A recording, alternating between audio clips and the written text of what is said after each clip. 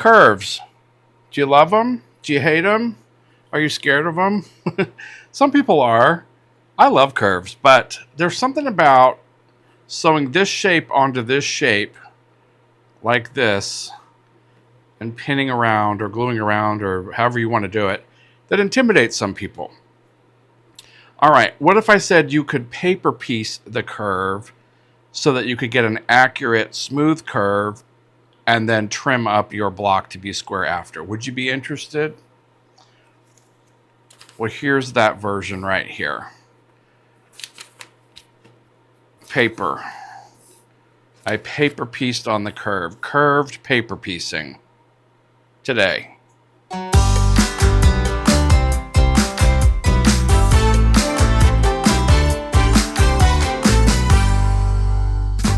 If you enjoy this content, please like, subscribe, and get notified. And you can always find out more about me at michaelquilts.com. Follow me on social media, Michael Quilts on Facebook, michael.quilts on Instagram. Hey everybody, it's Michael. Hey, I've got a quick video for you today. This is on curved foundation paper piecing. Yes, foundation paper piecing on the curves. And I'm putting this out today because I have several patterns that are hitting stores right now with this technique in it. And this is a great way to just watch a quick video in case anyone is confused about the written instructions and the graphics and the patterns. All right. So, oh wait, let's also, a little disclaimer. I did not come up with this technique. I'm not the mastermind here. I learned this directly from Judy Niemeyer. And in Judy's patterns in the Quiltworks world, when you add a vein, that's what we call it, you're doing curved paper piecing. Okay, so it happens quite often, actually. And it's usually, you know, putting a vein or an outline of a curved shape. In my patterns, I'm using it as the main technique for the entire pattern. Like we're gonna sew curves using this technique. Okay, so I've just expanded on what I learned from her. Thank you, Judy. All right, so this is not a real pattern page. This is just something I printed out on my printer for us for this. But in the real patterns, you're gonna see dashed line and you're gonna see a solid line. And the dashed line, I'm calling it the guide stitch line, okay? That's what enables us to do the foundation paper piecing on a curve. Okay, guide stitch line. The solid line is our sew line. I called it sew line 1 because there's just one line in this one. I also marked the center of this for me for later. But anyway, this is not an actual pattern, as I said, not a foundation paper for a real pattern. All right, but we're gonna use it. So the first thing, I just want to make this, I wanna sew this nice curve and I don't want to do it the traditional way. I want to paper piece it. So first things first, we're going to flip our paper over. I've got a light box right under here so I can see what I'm doing.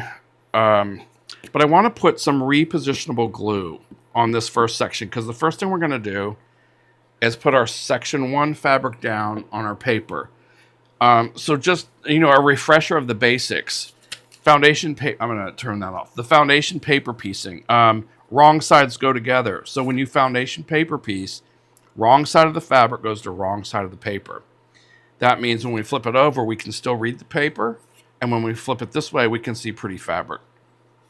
All right, so now that I've got that repositionable glue there, and that's my favorite brand, by the way, this one, the Scotch 3M1, repositionable glue stick.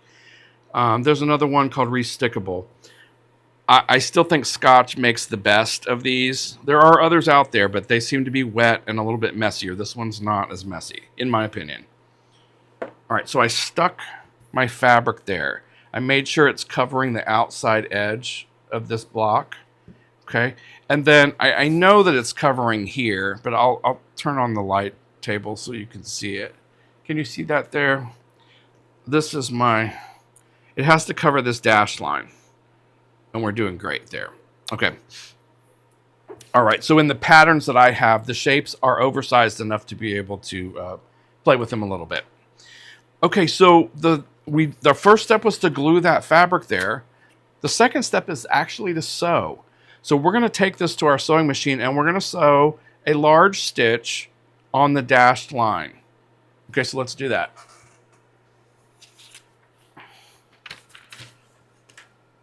All right, here we go. I've got my machine set at, right now it's like 2.5, but we can I'm going to put it up to a 3. Okay, and all I'm going to do is sew on the dotted line.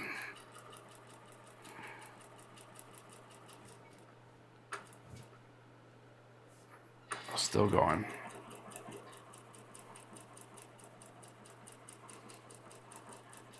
What this is doing is providing a 1/4-inch guide stitch for me.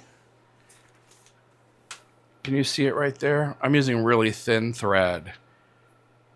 Okay, I'm using, the thread I'm using actually is Wonderfil Deco Bob. It's 80 weight thread. It's very thin. I'm finding that great for paper piecing. All right, let's go back to the work table. So I can see my line right there. Okay, and I've got my piece here, which I've marked my center right there.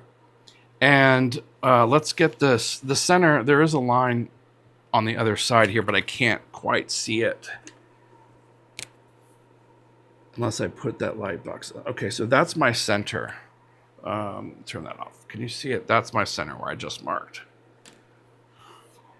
It's a little roughly. I may have my tension too tight. All right, so this is the way we want it to look. I always put my fabric kind of where I know it's supposed to go, and then I just flip it over from there. So for curves, you start with the frown, you turn your frown upside down and make a smile. All right, that's for the kids and for the fun adults. All right, so now what we're going to do is we're going to glue.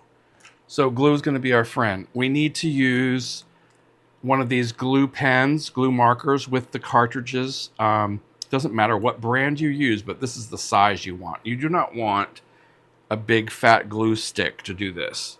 Okay, because you're just going to put some glue in the seam, not past it. So I'm going to start by just putting a little glue right there. Here, let me zoom in just a little bit.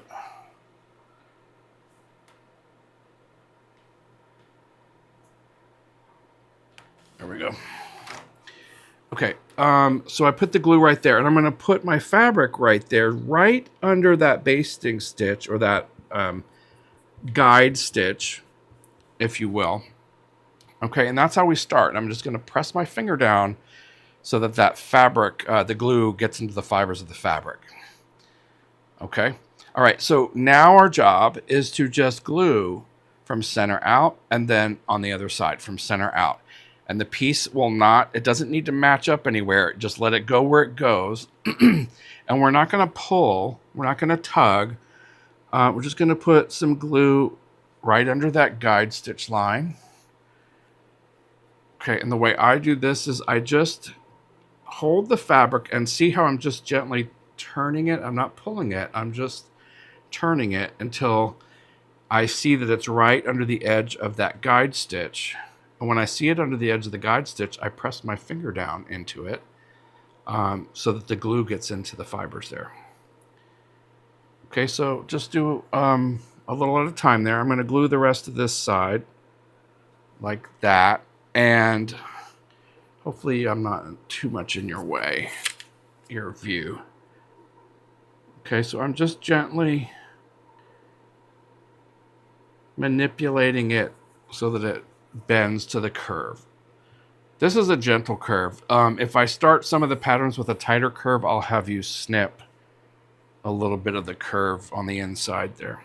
All right, let's do the other side.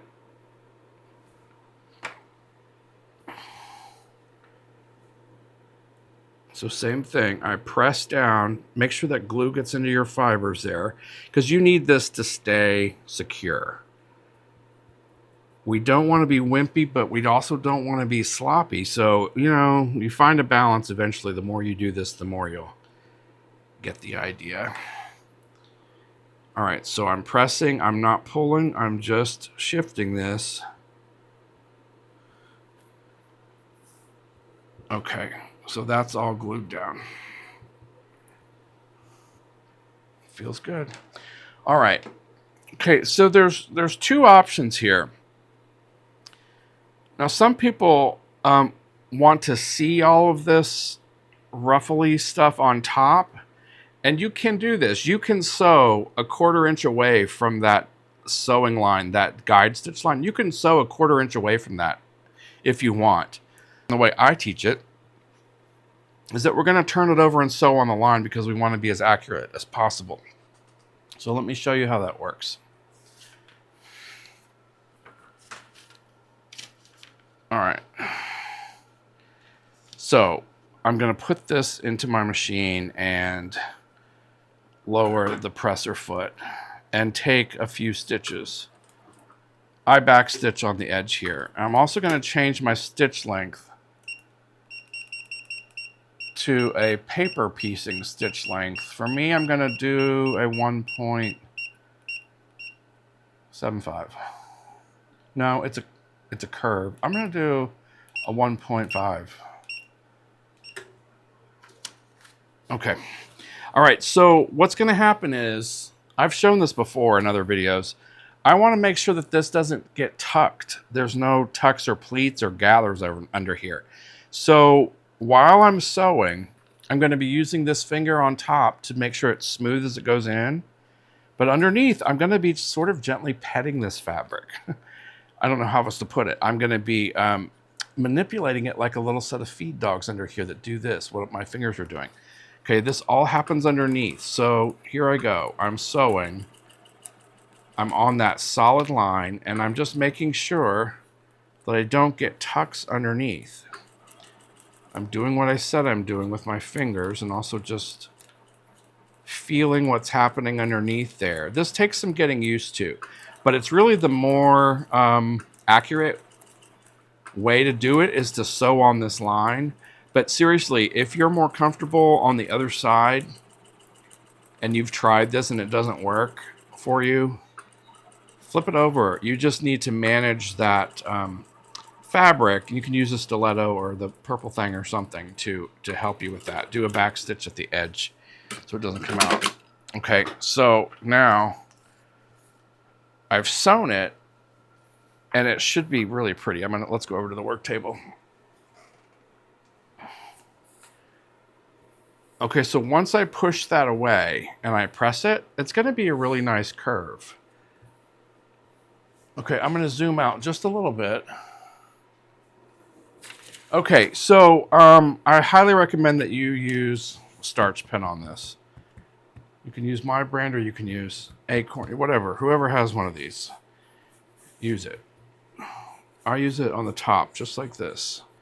Especially if I'm using a cotton print versus a batik, because I want this to be nice and crisp and flat. Okay, so I'm using a hot, dry iron. I used my starch pen, and I'm pressing. I'm a little bit aggressive on this one because I'm going to be trimming this later. So I'm making this nice and flat. You see that? It's really a nice curve. Okay, so some of the patterns, I have several of these curves in one unit. So if you had another set, a series of dash line and solid line, you would do what I just did with that and do another one. But we're just going to do a simple one right here. So the last step on this is to just trim it.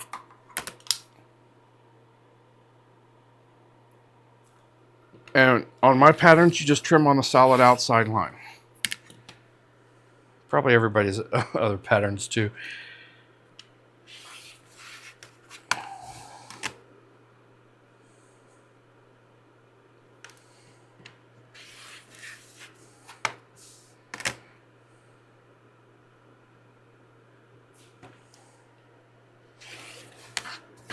Okay. That's it. What do you think? You can do it. All right, rewatch it if it didn't make sense, and watch it as many times as it takes. All right? Okay, thank you. I'll see you next time. Bye-bye.